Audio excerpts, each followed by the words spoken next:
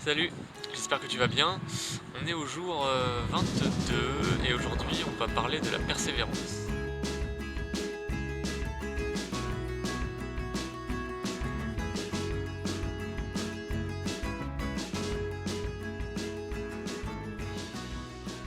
Quelqu'un qui va être persévérant, il va se fixer un objectif et peu importe les problèmes qu'il va rencontrer, peu importe les échecs qui va mal se passer, il va réussir à passer au-dessus, à avancer, à ajuster et à aller au bout de son objectif en fait. Pour être persévérant, je dirais qu'il y a quatre petits trucs que tu peux mettre en place.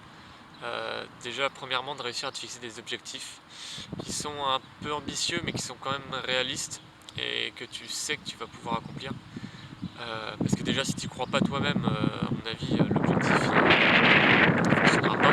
Donc déjà, la confiance en ta capacité à réaliser cet objectif-là. Donc ça sert à rien de prendre des trucs énormes, euh, prends des petites choses. Euh, ou alors si tu veux faire des grandes choses sur du long terme, prends le temps de découper ce gros objectif en des objectifs plus petits et plus atteignables, ce qui va te permettre de sous-diviser ton objectif et du coup de réussir à avancer progressivement. Donc c'est la deuxième chose, du coup de découper ton objectif pour pouvoir le réaliser avec des petites actions atteignables, simples, un petit peu tous les jours ou toutes les semaines. Enfin, c'est toi qui vas fixer à quel moment tu atteins certains paliers de tes objectifs. Troisième chose, ça va être de te fixer des objectifs dans le temps. Ces sous-objectifs que tu as pu diviser, il faut que tu les poses dans le temps, dans un calendrier ou dans quelque chose de fixe pour te dire ok, à tel moment je réalise telle chose.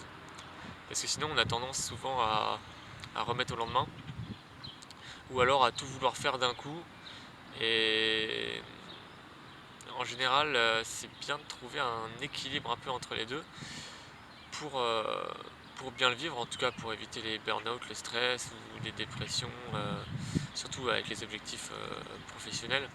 On a tendance à se mettre beaucoup la pression. Et quatrième chose, c'est la plus importante d'ailleurs, c'est de mettre du sens dans ton objectif.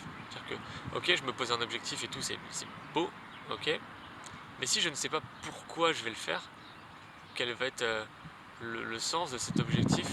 Par exemple, si je décide, je vais parler un peu de mon cas parce que c'est plus facile pour les exemples du coup, si je décide d'arrêter de fumer par exemple, pourquoi est-ce que j'arrête de fumer? Est-ce que c'est pour le côté financier?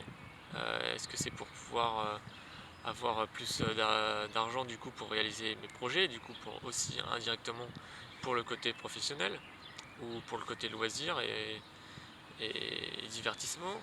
Ou est-ce que ce qui va plus me toucher ça va être pour ma santé, le fait de prendre soin de moi et d'avoir une vie un peu plus saine et donc du coup d'avoir moins de chance, enfin pour les regrets aussi peut-être, parce que si tu continues à fumer alors tu sais qu'il faut que tu arrêtes et que tu as envie d'arrêter mais que tu n'y arrives pas et que bah imaginons tu es dans 20-30 ans, tu n'as toujours pas arrêté de fumer et on te diagnostique un cancer, euh,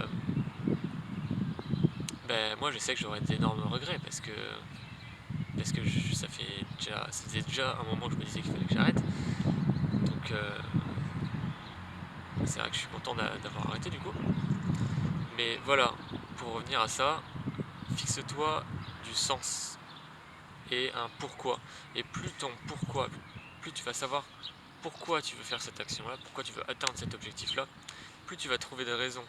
Et plus tu vas trouver des raisons qui sont importantes et puissantes pour toi, qui vont avoir une attache émotionnelle qui va rentrer dans tes valeurs, et plus tu pourras atteindre facilement ton objectif. Parce qu'à chaque fois que tu auras des coups durs, tu sauras à quoi te rattacher, tu auras une force opposée qui va te permettre d'équilibrer la balance et du coup euh, de te remettre en selle en tout cas pour avancer et continuer de progresser vers cet objectif là et vers tes rêves de manière générale si on voit bien plus grand. Pour compléter compléter cette petite vidéo sur la persévérance, je vais te partager des petites astuces pour gérer les échecs de manière générale. Je pense que ça peut être pas mal, ça fait quelque chose de bien complet. En tout cas, je pensais déjà à la respiration. Quand tu vis quelque chose d'un peu difficile, déjà tu as réussi à prendre le temps de te calmer, de te poser, de respirer pour revenir à un état où tu es calme, où tu es bien et où tu te sens en sécurité. Parce que le stress, ça va être ça, enfin, dans la symbolique, c'est que tu te sens en insécurité, ton corps il va être stressé parce qu'il va avoir du danger. Du coup voilà, ok, je me pose, je reviens à un moment où je suis bien en fait. Une fois que je suis bien dans mon corps, ok, j'apprends à gérer cette émotion, à l'observer, qu'est-ce que je vis en fait. Est-ce que c'est plus de la culpabilité? Est-ce que j'avais quelque chose qui était important pour moi, que je voulais faire et que j'ai pas fait? Du coup je culpabilise et je me sens coupable parce que c'est ma responsabilité. Est-ce que c'est de la honte? Parce que, je sais pas, il y a d'autres personnes qui l'ont fait, moi je n'y arrive pas et j'ai honte parce que j'avais dit que je le ferais et je l'ai pas fait et du coup je me sens tout petit.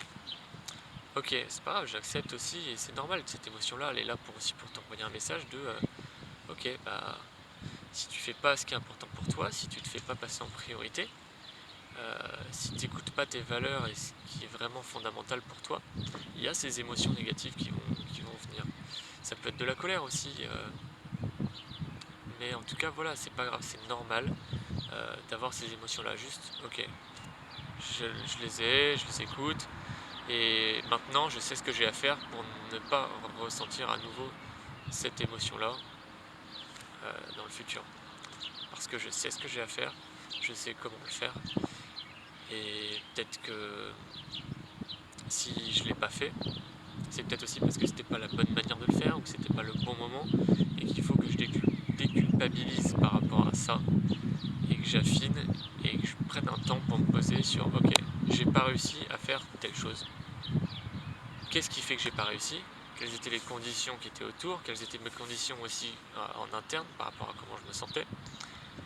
Et à mon avis, quel serait le meilleur moment en tout cas pour réussir à atteindre cet objectif-là, à le poser et à le réaliser.